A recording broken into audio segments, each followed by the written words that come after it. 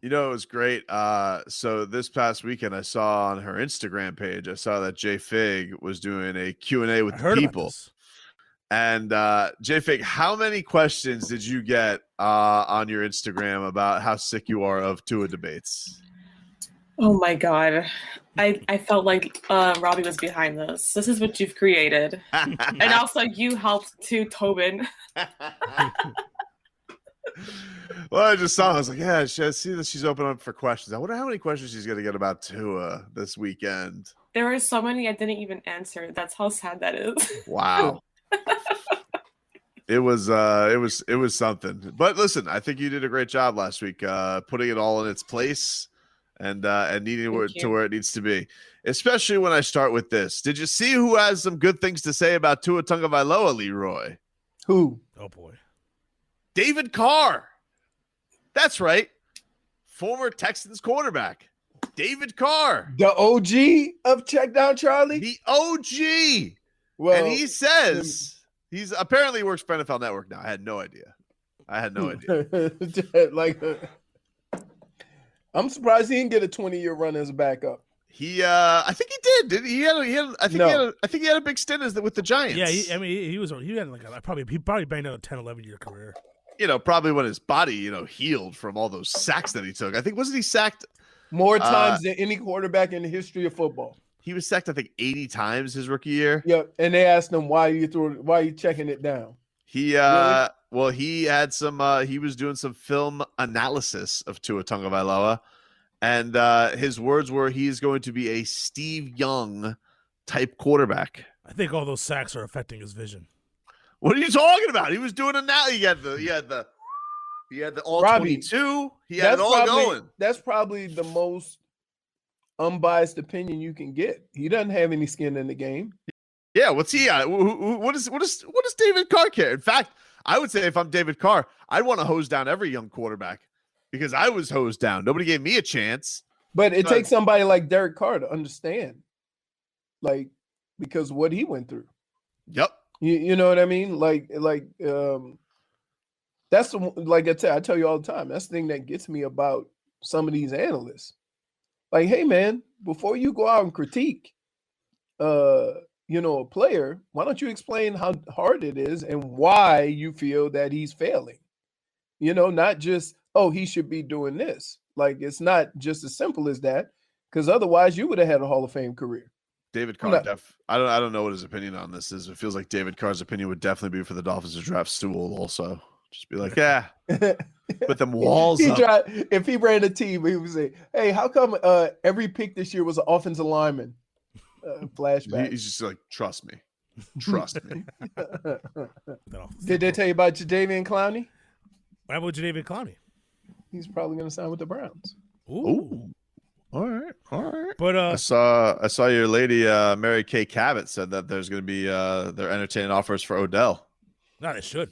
I'm gonna say this, and I don't know as fans why you guys get so stupid about this. Your team is not better off without Odell Beckham. It's different.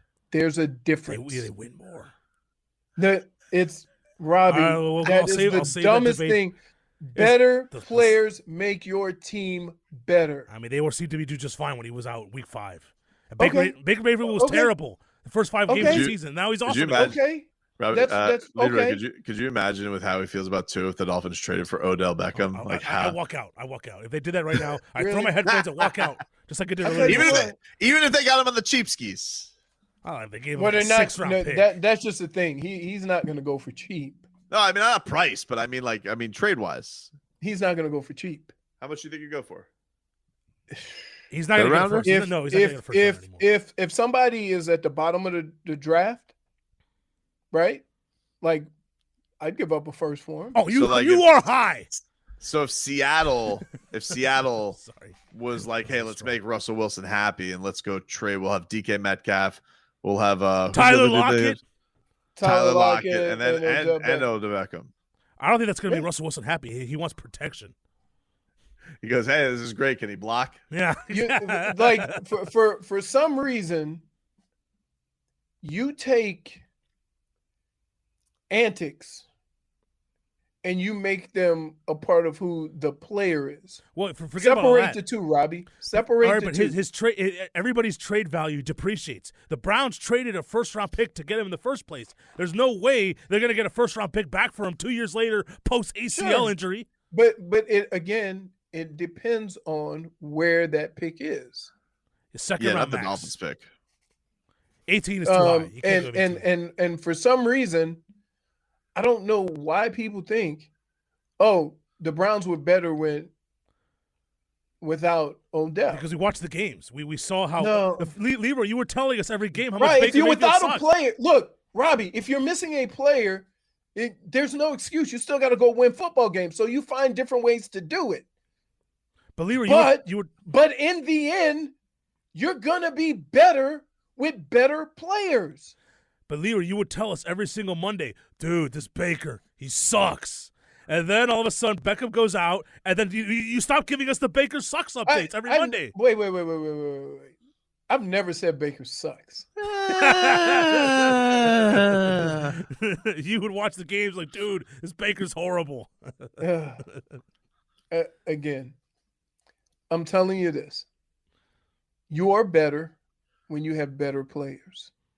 Like, if you're telling me, oh, we got rid of Odell and we're going to put a guy that's not as good in his position, you can't tell me your team's not worse. Well, damage is done because Lone Star says Seahawks don't even have a first-round pick. Oh, well. What else we got, So Robbie? here's what I was trying to get to. I was distracted by Good Morning Football. They have a discussion up there. Should the 49ers consider taking Kyle Pitts, number 3 overall? And you could see Peter Schrager like losing it, going like that emphatically. Like, what? The 49ers would have just traded 3 first-round picks to go up and get a tight end? What are we talking about here? It's so silly. It's just like somebody in the back is like, oh, what are we going to talk about? What are we talking about today, guys? I know. I will say this Kyle Pitts, I mean, I know that he was highly regarded, but I feel like his draft stock over the last, 3 weeks, like nobody's been skyrocketing more than him. Yeah, the Cowboys here's the reason why is because you're going to make him a slot guy or a wide receiver. He's not going to play tight end. And so what you have is, if I give you the catching ability, the speed, and the wingspan of all those guys rolled up into one, all the other receivers rolled up into one, that's Kyle Pitts. So does he not become... Can I ask you this, though, from a standpoint, even though he's a physical freak, would it be more prudent to go get the better wide receiver then if you're just going to make him a de facto wide receiver? Like, wouldn't I rather just go get Jamar? Wouldn't I rather go get Jamar Chase? But if you're considering him as a wide receiver, he's more dynamic than all of them. I don't know. With how you can use him. Look, let's think of it this way.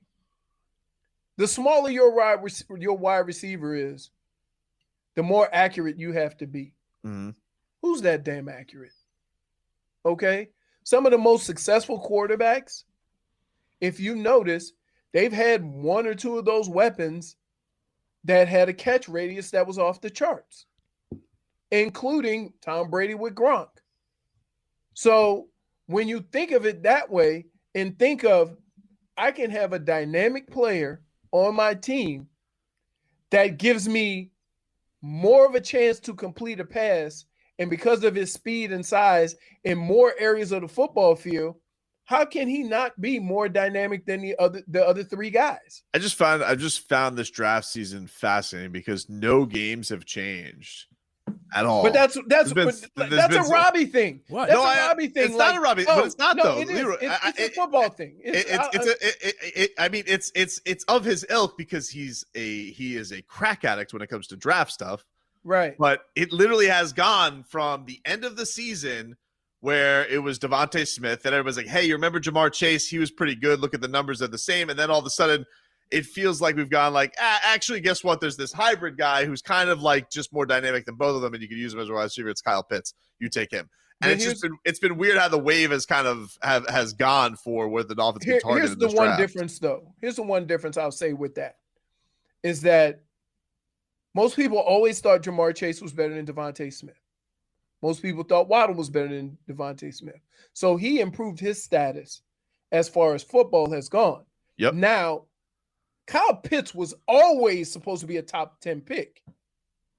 Now, those numbers always move around considering needs, testing, or whatever. But he was always, even before this year started, he was a top 10 pick. Am I not right, Robbie? Yeah, he was hands down the best tight end coming into the draft. Right. So what ends up changing that thought process on him was, one, how fast he was, size. And people starting to come to the conclusion that, hey, let's not think of him as a tight end.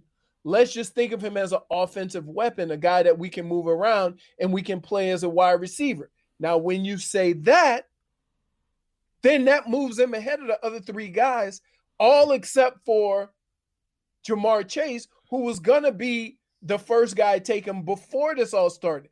And to say what you're saying is, look, there are guys that moved up because you saw them play football. Devontae Smith won the Heisman, so he moved way up.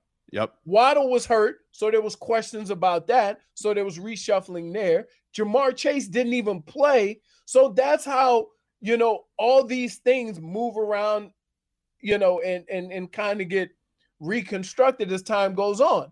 But when it gets down to it,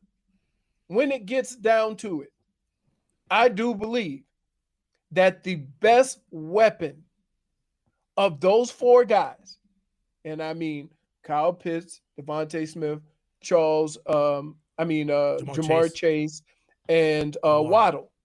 The best offensive option of those four guys is Kyle Pitts because of the more things he can do on a football field. So you want some smoke? Oh, sure. Yes. All right, so you guys know I love doing this. I go check who is Kyle Pitts following on Instagram. Oh my goodness. All right. Now, check this out. Kyle Pitts is following former Miami Dolphins running back Ronnie Brown.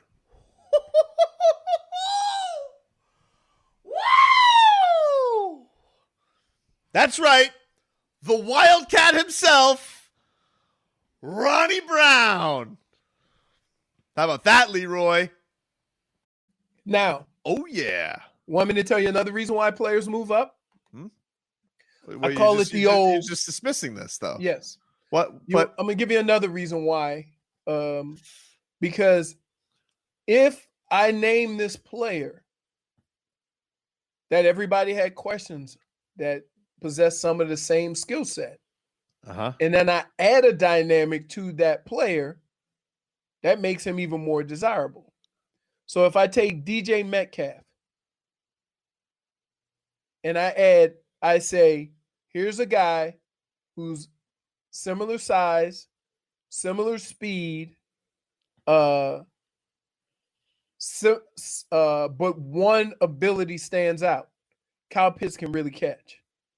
So take DK Metcalf, right? And add hands to him before he came out of the league, before he came into the league. Where's DK Metcalf? He'd be in the first round if you give him hands. Right. Now that's Kyle Pitts. Yeah, it didn't drop a single pass last year. Think about what DK Metcalf has done in this league and what everybody thinks. Now everybody thinks, ooh, I got to have one. I need a guy like that. And when you look at the new class coming in, the only guy that even resembles that is Kyle Pitts. It's the same thing with, guess what? It was nobody would ever draft a short quarterback. Now, all these teams, mysteriously, all of a sudden, everybody had ants for quarterbacks for the next 3 or 4 years. You see, it's cyclical. So the league is looking at that and looking at Kyle Pitts like, we've seen a guy have success, and this guy could catch. Can I sneak in one more headline? Sure. That I also saw on Good Morning Football. Najee Harris. Are you doing the show or watching TV, Robbie? Najee Harris. Hold on. Oh. Wait. No, go ahead, Robbie. Go ahead. I said Najee Harris says that Alabama is a miniature NFL. I pegged that. That's not okay. But guess what? That's why he didn't run the 40. Who had the worst record in the league last year? Worst record? Oh, the Jaguars. Yeah, they would beat the brakes off Alabama. The brakes. Minshew? Beat the brakes off of them. You see what Minshew looks like? Are you crazy? Leroy. The point spread would be 20 points. I don't think you know what this. I'm telling you, Leroy. That's how ridiculous that statement is. It explains why he didn't run the 40. He thinks he's got it. It's got it in the bag. I'm going to send you this. I'm going to send you something right now. I'm going to send you something right now. The worst team in the NFL would beat the best college team by 20. All right, just hear me out. I want you to look at this picture right now that I'm about to send you. Actually, you know what? I'll just throw it up on the screen because I don't have time for this. I'm going to show you something right now, and you tell me if you think this could beat Alabama. Who's that? It's Minshew. What the hell is he doing? It looks like he's about to. Is that a country photo? Like he's coming out with an album? Look, man, I don't know what that is, but that's what you're saying is going to beat Alabama, the greatest football powerhouse of all time. He looks like he is doing Levi's porn.